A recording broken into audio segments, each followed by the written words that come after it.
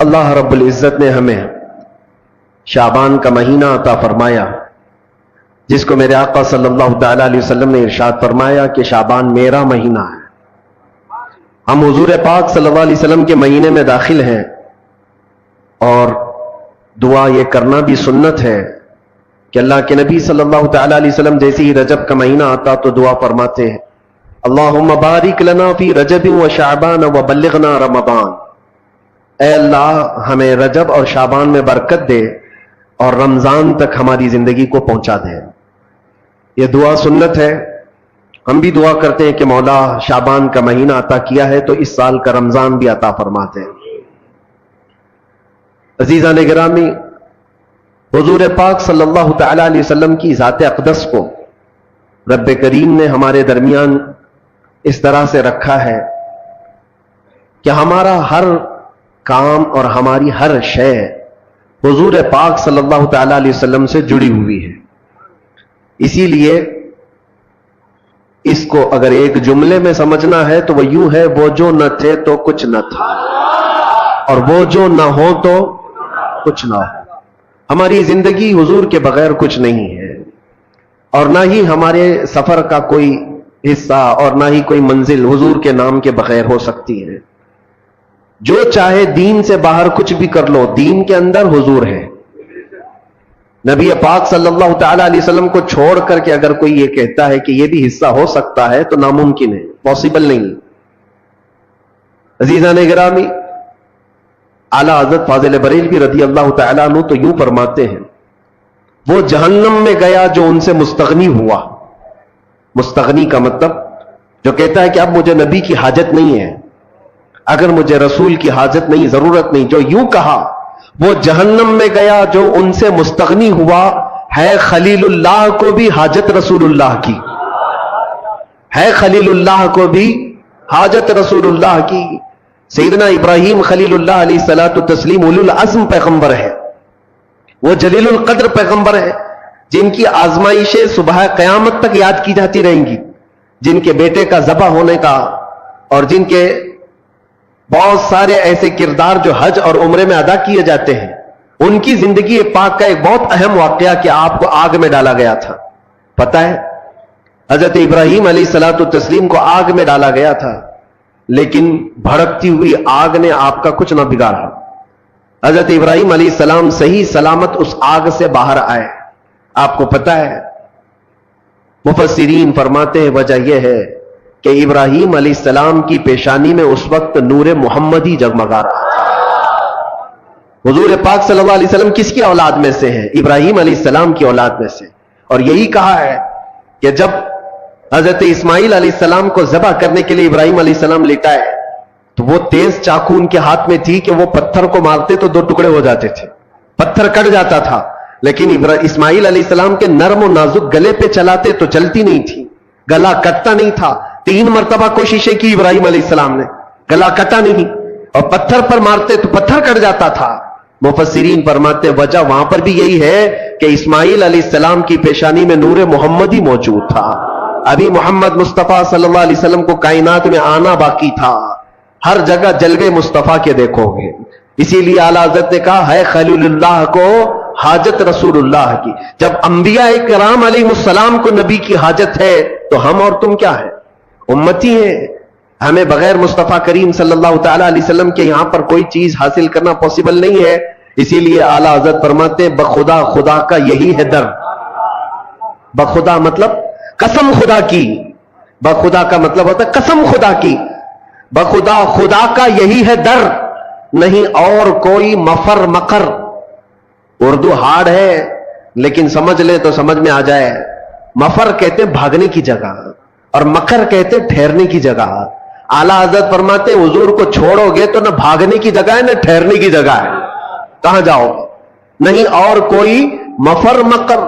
اور اگر کوئی یہ کہتا ہے میں بہت پہنچا ہوا ہوں، اللہ کی بارگاہ میں میرا بڑا مقام ہے، کوئی اپنے آپ کو ولی بھی ثابت کرتا ہو، یا کچھ لوگوں نے مل کر کے کسی کو ولی اللہ بنا دیا ہو، سب کان کھول کر کے سن لے، کوئی ولی کب بنتا ہے، کوئی اللہ کا ولی کیسے مشہور کر دیا جاتا ہے۔ لوگوں کے ڈھکوسلے سے کوئی ولی نہیں بنتا، किसी के छल्ले अंगूठियां पहनने से वली नहीं बनता, बालों के लट्ठे बना लेने से वली नहीं बनता, हत्ता कि अगर कोई पानी पे चल के दिखाए तो भी वली नहीं बनता, हवा में उड़ के दिखाए तो भी वली नहीं बनता।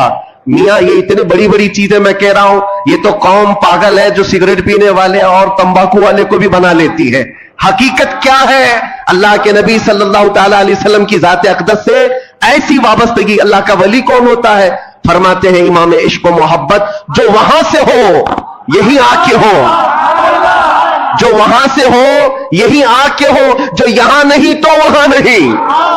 जो हुजूर के दरबार का नहीं है तो फिर अल्लाह के दरबार का नहीं हो सकता। जो वहां से हो यही आके हो। अगर हुजूर की शरीयत को छोड़ करके कोई कहता अल्लाह का वली है तो वो सबसे बड़ा दज्जाल है, वो झूठा है। सैयदना शेख अब्दुल कादिर जिलानी रदी अल्लाह तआला अन्हु से बढ़कर के कौन पीर है? पीराने पीर गौसुल आजम दस्तगीर, जिनकी करामात पर हम और तुम तो छोड़ो, जो औलिया इकराम के मुतालिक आई काई करते हैं वो भी गौसे पाक को वली मानते हैं। हाँ, शेख इब्ने तैमिया अहले हदीस के बहुत बड़े इमाम शेख इब्ने तैमिया ने कहा है कि अगर कसरत से किसी की करामात साबित है तो शेख अब्दुल कादिर जिलानी की। उनके मुतालिक कह रहा हूं, जिनकी विलायत पर सबका इत्तेफाक है, सारे मानते हैं। वो गौसे आजम रदी अल्लाह तआला अन्हु नमाज पढ़ रहे हैं और बादल का एक टुकड़ा आपके ऊपर साया बन गया है। किसी और के ऊपर बन जाए तो फिर पता नहीं वो क्या समझ ले अपने आप को। वो बादल के टुकड़े से आवाज भी आने लगी, बात भी हो रही है, ए अब्दुल कादिर आज से तेरे लिए सारे हराम हलाल कर दिए गए, आज से तेरे लिए नमाज माफ कर दी गई। इतनी इबादत तुमने की है। सरकार गौसे पाक ने इबादत भी उतनी की थी। अगर कोई 100 रकात पढ़ करके थक जाए और वो सोचे कि मुझे कहीं से आवाज आई तो उसको लगता है हाँ पक्का मेरी कबूल हो गई है, 100 तो पढ़ा हो। गौसे पाक तो 40 साल तक पूरी रात इशा से लेकर फजर तक खड़े रहे, 40 साल तक। हड्डियां निकल आई थी जिस्म से, एक अंगूर के दाने से सहरी करते और एक गिलास पानी से इफ्तार किया करते। और इतनी कसरत से इबादत के बाद अगर आसमान से आवाज आए तो बंदे को यकीन हो जाना चाहिए कि मेरी तो इबादतें इतनी हैं, हो सकता है डायरेक्ट मेरे पास अल्लाह की तरफ से बात आ रही। लेकिन गौसे पाक की तरफ आवाज आई बादल के टुकड़े से, ए अब्दुल कादिर आज से तेरे लिए नमाज माफ है, सारे जितने तुम्हारे लिए हराम चीजें थे हलाल हो गई। गौसे पाक ने जलाल में कहा यह आवाज रहमान की नहीं, यह शैतान की है। कोई चीज किसी के लिए कयामत तक हराम हलाल नहीं हो सकती जिसको मेरे मुस्तफा ने हराम किया हो। जो नबी पाक ने हराम कर दिया वो कयामत तक के लिए हराम है, किसी के लिए हलाल नहीं हो सकती। उसमें अब्दुल कादिर जिलानी क्या और कोई और क्या, गौसे पाक फरमाते यह आवाज शैतान की है। और दूसरी चीज, आज से मेरे लिए इबादत माफ हो गई। गौसे पाक फरमाते जो सैयदुल अंबिया के लिए नमाज माफ नहीं हुई तो अब्दुल कादिर के लिए कैसे हो सकती। यहां तो बहुत सारे ऐसे बैठे हुए हैं, यहां बैठे हैं और तसव्वुर में नमाज पढ़ रहे हैं और दीवाने लोग भी उनके पीछे भागे जा रहे हैं। सोचो तो सही, नबी पाक सल्लल्लाहु अलैहि वसल्लम को छोड़ करके अगर तुम चाहते हो, कुछ लोगों ने ऐसे गुमराह कर रखा है लोगों को। याद रखना मेरे अजीजों, विलायत की कसौटी शरीयत मुस्तफा है। हुजूर को छोड़ करके कोई वली नहीं बन सकता। वलायत वही है जो नबी पाक सल्लल्लाहु ताला अलैहि वसल्लम के नक्शे कदम पर चल रहा हो। पीर हो तुम्हारा, वली हो कोई, ऐसे का दामन आंख बंद करके थाम लेना जो तुम्हें आंख बंद करके सीधे मदीने पहुंचा देता हो, हुजूर की मोहब्बत तुम्हारे सीने में डालता हो। बाकी झोला छाप है सब, बाकी सब चंदा छाप है। दुनिया में ऐसे ढकोसले बहुत होंगे, शैतान खिजर के लिबास में घूमता हो, उसके पीछे आंख बंद करके भागना तुम्हारे लिए बड़ा खतरनाक है। और से पाक रदी अल्लाह तआला अन्हु ने फरमाया जो इबादत अल्लाह के नबी सैयदुल अंबिया के लिए माफ नहीं हुई मेरे लिए कैसे माफ हो सकती। यह शैतान की आवाज है, यह शैतान की आवाज है। बादल के टुकड़े से शैतान आवाज दे सकता है, बादल के टुकड़े से शैतान आवाज दे सकता है, तो फिर किसी की चिट्ठी निकाल के क्यों नहीं दे सकता। आज के दौर में लोग ये समझते चिट्ठी निकालता है बाबा और सब हमारे राज जानता है। मियां शैतान बहुत कुछ कर सकता है। अभी बड़ा दज्जाल जब आएगा वो तो बारिश भी बरसा के दिखा सकता है, सब्जा उगा के भी दिखा सकता है। हदीस पाक में वो बड़ा दज्जाल तो मुर्दे को जिंदा करके भी दिखाएगा। लेकिन तुम्हारे ईमान का इम्तिहान होगा। हर घड़ी तुम ये देखो, ये सारे अजायब देख करके पागल ना हो जाना, अपने नबी को याद करना, मेरा खुदा रब्बुल आलमीन है। اللہ رب العزت ہے. اور اب آپ کو میں بتاؤں، غوث پاک رضی اللہ تعالیٰ عنہ پر دوسرا حملہ کیا شیطان نے. کہا عبد القادر اتنا پڑھے لکھے ہو تم، اتنا پڑھے لکھے ہو، اگر اتنا پڑھے لکھے نہیں ہوتے تو آج تو میں تم کو گمراہ کر دیتا. آج جو میں نے کہا ہے، اب شیطان اپنی اصلیت پہ آیا. آواز جو آ رہی تھی بادل کے ٹکڑے سے کہ تمہارے لیے عبادت معاف ہے، تمہارے لیے حرام حلال ہے، غوث پاک نے جب جواب دیا تو شیطان کہتا ہے بہت پڑھے لکھے ہو تم، اور اتنا پڑھے لکھے ہو کہ آج تمہارے علم نے بچا لیا تمہیں، ورنہ گمراہ ہو جاتے آج. غوث پاک نے فرمایا ابلیس تو مجھے دوبارہ گمراہ کر رہا ہے، مجھے میرے علم نے نہیں، میرے خدا کے فضل نے بچایا. علم تو تیرے پاس بھی تھا، علم تو تیرے پاس اتنا تھا کہ فرشتوں کو پڑھایا کرتا، لیکن تو بچ نہ سکا. اس لیے میرے عزیزوں، ہر گھڑی اس کا وار ہے شیطان کا، ابلیس کا ہمارے اوپر، لیکن کسوٹی ایک ہی اپنی زندگی پر رکھو کہ نبی پاک صلی اللہ تعالی علیہ وسلم کی ذات کے لیے ایسی کسوٹی رکھو کہ ہمارے بزرگوں نے جو ہمیں تعلیم دی ہے، نبی سے ہو جو بیگانہ اسے دل سے جدا کر دے. نبی سے ہو جو بیگانہ اسے دل سے جدا کر دے، پدر مادر برادر جان و مال ان پر فدا کر دے. یہ ہماری کسوٹی ہو، یہ ہماری زندگی کا معیار ہو. اور بعض لوگ یہ سمجھتے ہیں کہ ہم تو نبی پاک صلی اللہ علیہ وسلم سے بے انتہا محبت کرتے ہیں، اور تھوڑا بھی اگر کوئی دوسری جماعت کا دکھتا ہے جس کے دل میں حضور صلی اللہ تعالی علیہ وسلم سے بغض لگتی ہے تو ہم تو اس سے دور رہتے ہیں. صرف اتنا ہی نہیں ہے، نبی سے ہو جو بیگانہ کا مطلب کیا ہے؟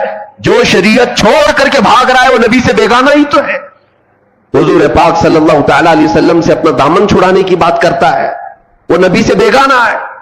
ایسے کو نہ تم اپنا دوست بناؤ، نہ اپنوں کی صحبت میں اس کو رکھو، اس لیے کہ قیامت کے دن جب پکڑ ہوگی، بروں کی صحبت کی وجہ سے بہت سارے ایسے ہوں گے جو جہنم میں جا رہے ہوں گے.